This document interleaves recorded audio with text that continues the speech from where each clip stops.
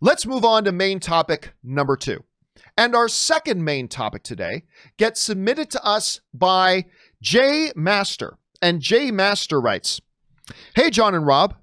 I was reading on Variety that Zac Efron is to star in a remake of the hit 1987 comedy Three Men and a Baby for Disney+.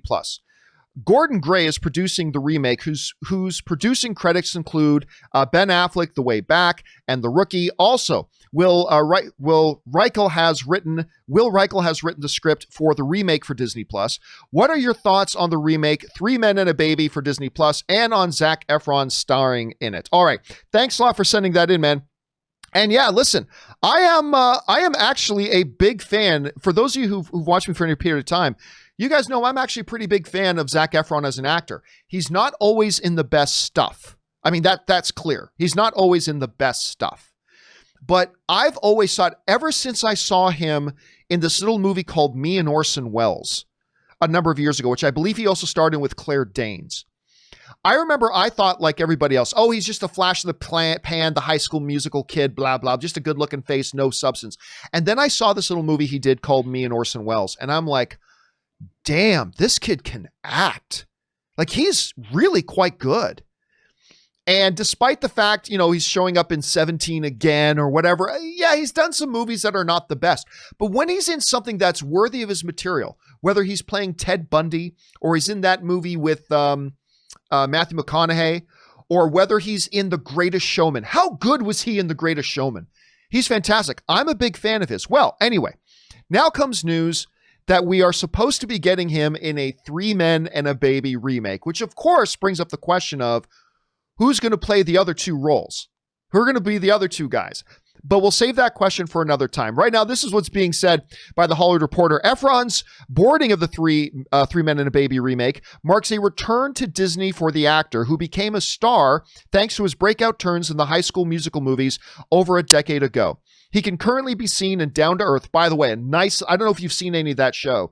It's actually a really cool, interesting show. It's a little docuseries. He can currently be seen in Down to Earth, a documentary series he also executive produces and released on Netflix in July. The show features Efron roaming the world exploring sustainability. Yeah, it's great. It's just Zac Efron and this other big health guru dude who travel the world and go to different countries and look at something that country does in the realm of sustainability.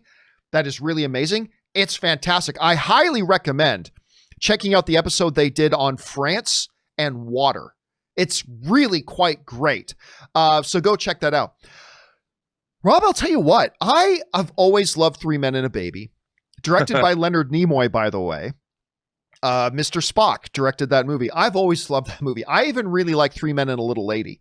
And there was supposed to be, for years, there was talk about getting Guttenberg, Danson, and Selleck together again, decades later, for Three Men and a Bride.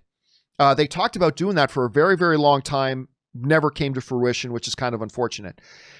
This is a story and a concept that I actually believe is more relevant today, Rob, than maybe even when it originally came out. I think the way our society is today and the way our culture has changed a little bit, the concept of Three Men and a Baby actually it changes it from what it was when Tom Selleck did it. It's a different context. It changes the dynamics of what that kind of would be, yet fascinating nonetheless. And I think an actor like Zac Efron, who is in his mid-30s, by the way. A lot of people still think if he's some kid. He's in his mid-30s at this point. I think it would be great. I'll tell you what. I'm all for remakes. That's fine. But I don't get excited about a lot of remakes. I think this one could be really, really good. Anyway, Rob, you take a look at this. What do you think? Well, are they going to get Zachary Quinto to direct? Since he's the new Spock? I don't know. I stole that joke, so I have to take credit for that. But, look, again, anything that has a great script and a great story. And like you said, we live in a much different culture now. Maybe Zac Efron's in a same-sex marriage, and he's they're the two of the three men that are going to raise the kid. I mean, there's many possibilities that can be updated. And as long as the script is good, I too am a fan of Zac Efron. I keep talking about this movie. I don't even know what it was called, but he walks across America to Florida and then falls in love with this girl. It's one of these rom-com things that these mushy romances he was in. I watched this movie and I was thinking to myself, I turned it on cable or something, and I watched the whole thing, and I'm like, Zac Efron's a really good actor.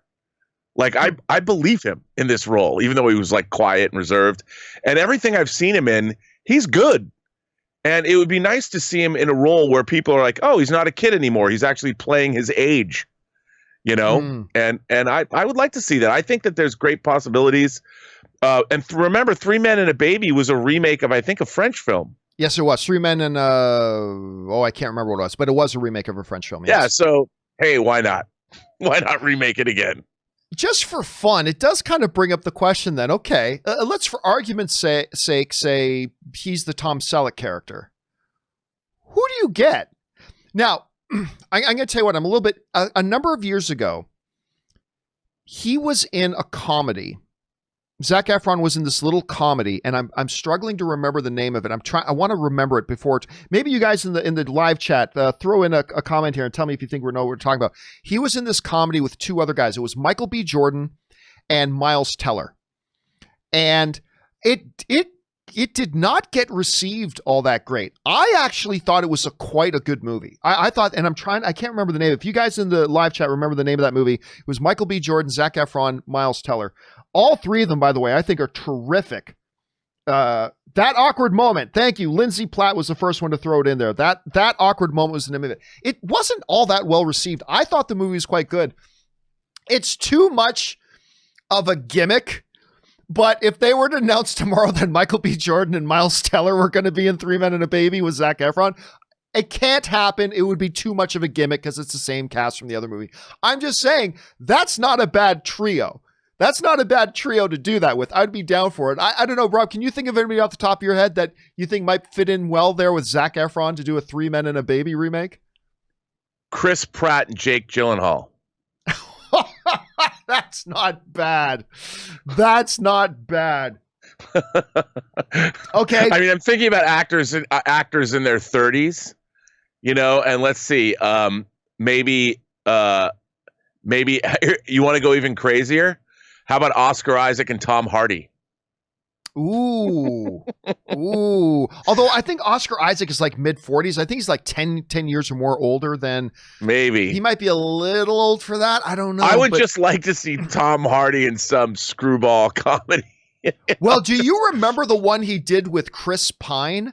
I think it was called Spy. Was it Spy versus Spy? Or the two killers. Yeah. And who was it? Reese Witherspoon? That was like the object of their affection in that one. So yeah. I can't remember the name of that one. So we've seen him in that. Anyway, guys, question for you is: we got Zac Efron starring for just two stories here. Number one, they're doing a Three Men and a Baby remake. Number two, Chris Pratt is Steve Guttenberg. Chris Pratt is Steve Guttenberg. And number two. We got Zac Efron. What do you guys think about this? Jump down into the comment section below and let us know your thoughts. All right, guys.